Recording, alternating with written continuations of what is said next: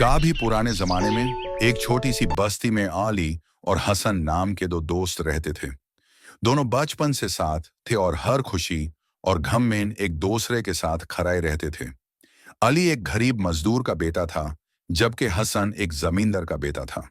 लेकिन इनका प्यार और दोस्ती किसी भी तरीके से कमजोर नहीं थी। एक दिन अली की मां बीमार हो गई। अली के पास दवा खरीदने के लिए पैसे नहीं थे। वो बस्ती के हर कोने में गया, मगर कोई मजाद के लिए तैयार नहीं था। आखिर वो हसन के पास गया। हसन ने बिना कुछ पूछे अपने जेब से पैसे निकाल कर अली को दिए और कहा, ये मेरे नहीं, तुम्हारे हैं। तुम्हारी फिक्र मेरी फिक्र है। अली ने उन पैसों से दवा खरीदी और अपनी मां का इलाज करवाया। उस दिन अली ने हसन से वादा किया, मैं तुम्हारी दोस्ती का हक अदा करूंगा, चाहे कुछ भी हो जाए। कुछ महीने गुजार गए और एक दिन हसन की जमीन पर एक कब्र बैठ गई। खेती की जमीन खराब हो गई। उसका पूरा घर तंगी का शिकार हो गया। हसन का रिश्तेदार उसका साथ छोड़ चुके थे।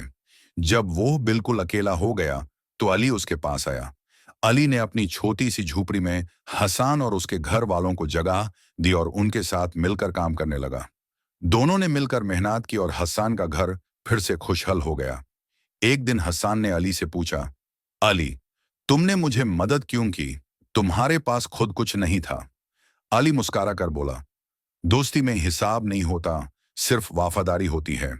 यह सुनकर हसन की आंखों में आंसू आ गए। दोनों ने अल्लाह का शुक्र अदा किया और अपनी दोस्ती को और मजबूत बनाया। सबक: साची दोस्ती किसी माली हालत या फायदा नुकसान की मोहताज नहीं होती। वो सिर्फ वफादारी और एक दूसरे के लिए खुद को कुर्बान करने का जज्बा होती है।